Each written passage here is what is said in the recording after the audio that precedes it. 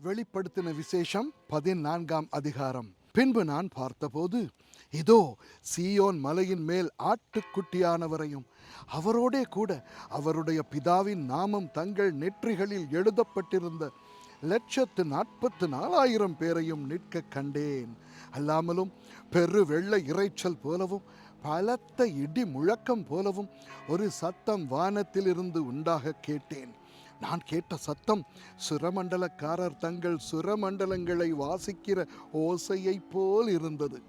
அவர்கள் சிங்காசனத்துக்கு முன்பாகவும் 4 ஜீவன்களுக்கு முன்பாகவும் மூப்பர்களுக்கு முன்பாகவும் புதுப்பாட்டை பாடினார்கள்.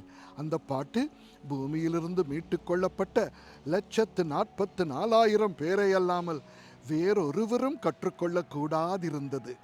ஸ்திரீகளால் தங்களை கரைப்படுத்தாதவர்கள் இவர்களே, கற்புள்ளவர்கள் இவர்களே. ஆட்டுக்குட்டியானவர் எங்கே போனாலும் அவரை பின்பற்றுகிறவர்கள் இவர்களே. இவர்கள் மனுஷரில் இருந்து தேவனுக்கும் ஆட்டுக்குட்டியானவருக்கும் முதற் பலனாக மீட்டு கொள்ளப்பட்டவர்கள். இவர்களுடைய வாயிலே கபடம் காணப்படவில்லை.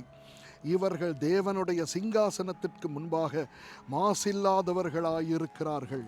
பின்பு வேறொரு தூதன் வானத்தின் மத்தியிலே பறக்க கண்டேன்.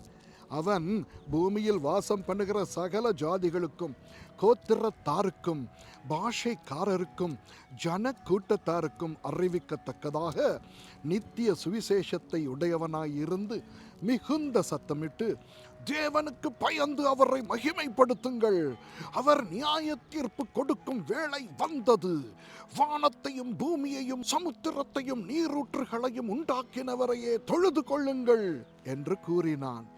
வேறொரு தூதன் பின் சென்று, பாபிலோன் மகா நகரம் விழுந்தது, தன் வேசித்தனமாகிய உக்கிரமான மதுவை சகல ஜாதிகளுக்கும் குடிக்க கொடுத்தாளே என்றான்.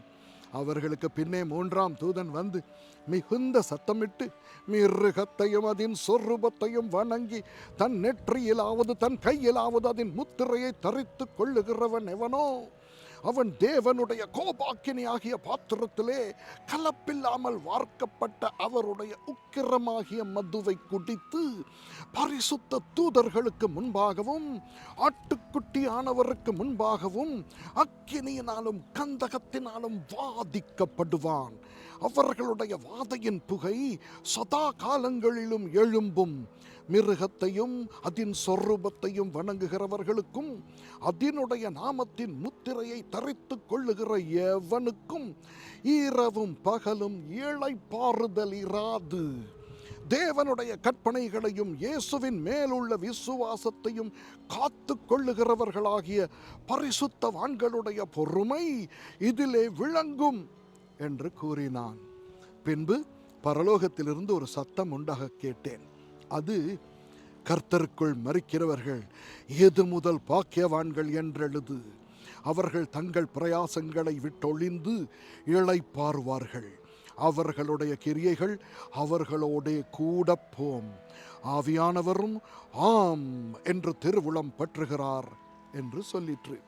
பின்பு நான் பார்த்தபோது, இதோ வெண்மையான மேகத்தையும் அந்த மேகத்தின் மேல் மனுஷகுமாரனுக்கு ஒப்பானவராய் தமது சிரசின் மேல் பொற்கிரீடத்தையும் தமது கையிலே கருக்குள்ள அறிவாளையும் உடைய ஒருவர் உட்கார்ந்திருக்கிறதையும் கண்டேன்.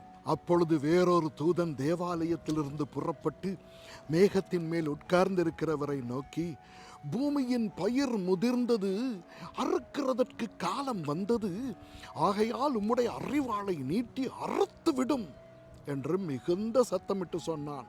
அப்பொழுது மேகத்தின் மேல் உட்கார்ந்தவர் தமது அறிவாளை பூமியின் மேல் நீட்டினார். பூமியின் விளைவு அறுப்புண்டது. பின்பு வேறொரு தூதனும் கருக்குள்ள அறிவாளை பிடித்து கொண்டு பரலோகத்தில் உள்ள தேவாலயத்திலிருந்து புறப்பட்டு வந்தான். அக்கினியின் மேல் அதிகாரமுள்ள வேறொரு தூதனும் பலி பீடத்திலிருந்து புறப்பட்டு வந்து கருக்குள்ள அறிவாளை பிடித்திருக்கிறவனை நோக்கி, பூமியின் திராட்சப்பழங்கள் பழுத்திருக்கிறது, கருக்குள்ள உமது அறிவாளை நீட்டி அதன் குலைகளை அறுத்துவிடும் என்று மிகுந்த சத்தத்தோடே சொன்னான். அப்பொழுது அந்த தூதன் தன் அறிவாளை பூமியின் மேலே நீட்டி பூமியின் திராட்சை பழங்களை அறுத்து தேவனுடைய கோபாக்கினை என்னும் பெரிய ஆலையிலே போட்டான். நகரத்திற்கு புறம்பேயுள்ள அந்த ஆலையிலே அது மிதிக்கப்பட்டது.